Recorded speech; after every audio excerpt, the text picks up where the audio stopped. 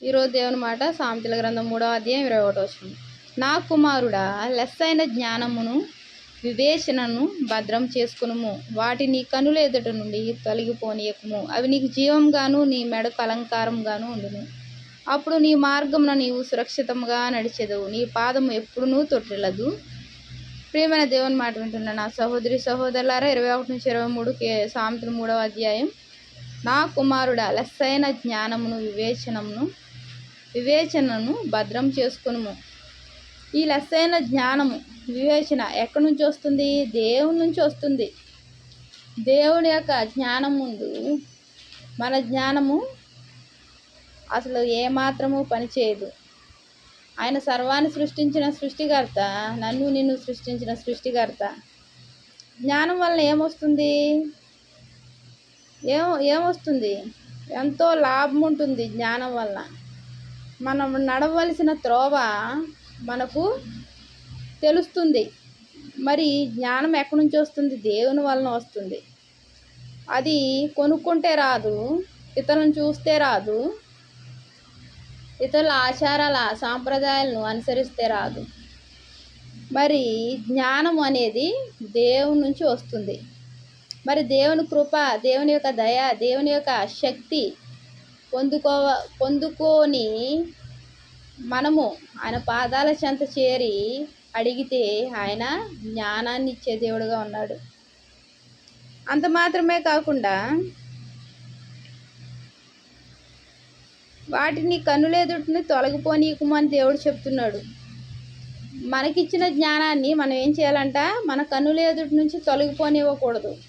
కన్నుల నుంచి ఎలా తొలగిపోతుంది అంటే, ఈ యొక్క లోకంలో ఉన్న ఆశలను, కనబడే దృశ్యమైన వాటి వైపు చూస్తూ దేవుని యొక్క శక్తిని పొందుకున్న నేను నువ్వు ఆ శక్తిని పోగొట్టుకునే మార్గాల్లో మనం పయనించకూడదు. ఎందుకంటే దేవుని శక్తిని పొందుకుంటే మనకు జ్ఞానాన్ని ఇచ్చాడు ఆయన. ఆ జ్ఞానాన్ని భద్రపరుచుకోవాలి, పదిలంగా ఉంచుకోవాలి.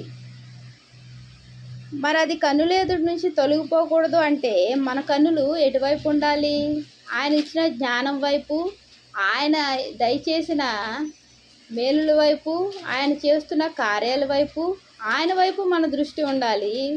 మన కను దృష్టిలో ఏం కనబడాలి? ఆయన వాక్యము కనబడాలి. మరి ప్రియమైన నా సహోదరి సహోదరులారా, తమ్ముళ్ళారా, చెల్లుళ్ళారా, యవనస్తులారా, మరి నీ కన్నుల ఎదుట ఏం కనబడుతుంది? బిడ్డలు కాలేజీకి వెళ్తారు. ఆ యొక్క యవన దశ, యవనుడా సంతోషపడము, ప్రతిదానికి లెక్కప్ చెప్పాల్సి ఉంది అని దేవుడు చెప్తున్నాడు. మరి లెక్కప్ చెప్పాలి, సంతోషపడమన్నాడు దేవుడు. అంటే దేని గురించి సంతోషపడాలి?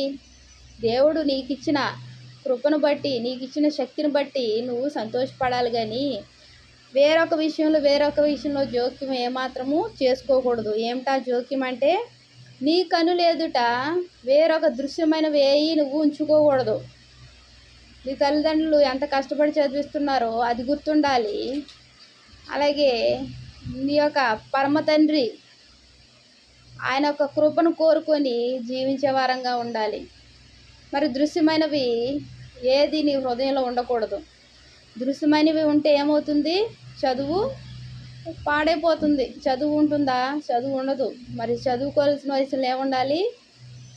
ఆ జ్ఞానం ఉండాలి. ఆ బుక్స్, అవి లెక్కలు ఇవన్నీ గుర్తుండేలాగా ఉండాలి. కానీ నీ కన్నులకు వేరొకటి కనబడనివ్వకూడదు. అవి నీకు జీవంగాను నీ మెడకు అలంకారంగాను ఉండును. యవనస్తులు మాత్రమే కాదు, అన్నలారా, అక్కలారా, ఇది నాకు నీకు అందరికీ వర్తిస్తుంది ఈ వాక్యము. మన కన్నుల ఎదుట దేవుని మాటలు ఉండాలి, దేవుని శక్తి ఉండాలి, దేవుని గురించిన సంభాషణ ఉండాలి. మరి మన కన్నుల్లో వేరొకటి ఉండకూడదు. అదృశ్యమైన ఆక సర్వశక్తిమంతుడు చేసిన కార్యము, ప్రాణత్యాగము ఎల్లవేళలా అన్ని వేళలా గుర్తుండాలి. మనకు జీవం అది మన మెడకు అలంకారంగా ఉంటుంది. మనం నడిచే మార్గం సురక్షితంగా ఉంటుంది. ఎప్పుడైతే ఈ రీతిగా మనం జీవిస్తామో మన మార్గం ఎలాగుంటుందంట, సురక్షితంగా నడిచేదు. మన మార్గంలో పాదం ఎప్పుడు తొట్టిల్లదు. మనం వేసే పాదము తొట్టిల్లకుండా దేవుడు కాపాడుతూ ఉంటాడు. ఈ లోకం అంటేనే లోకంలో నడిచే ప్రతి అడుగు తొట్టిల్ల చేసే అడుగులు. అంటే ఏంటి? బయటికి వెళ్తే కష్టం, ఇంట్లోకి వస్తే కష్టం, కూర్చుంటే లేవాలంటే శక్తి కావాలి. ప్రతి దానిలో నాకు శక్తి కావాలి. ఆ పరమ తండ్రి శక్తి కావాలి. మనం ఏం చేయాలి? మన పాదాలు తొట్టిల్లకుండా చూసుకోవాలి. మన పాదాలు ఎటువైపు పరిగెత్తాలి? కేవలం ఆయన సన్నిధికి పరిగెత్తాలి. మరి ఆయన సన్నిధిలో కూర్చునే కృప మనకు కావాలి. ఆయన సన్నిధిలో మనం కనపడాలి. మరి మన పాదాలు ఎక్కడ ఉంటున్నాయి? సినిమా హాల్లోనా? వేరొక చోట ఉంటున్నాయా? చాలామంది పెళ్ళైపోయిన తర్వాత కూడా యవనస్తులు వారి యొక్క పాదాలు ఎక్కడ ఉంటాయి? వేరొక స్థలంలో ఉంటాయి. తనకు కాని స్థలంలో ఉంటాయి. అది కొద్ది రోజులే. తర్వాత సేవలు చేయాల్సిందంతా భార్యే. అలాగే భర్తకు కూడా ఏం చేయాలి?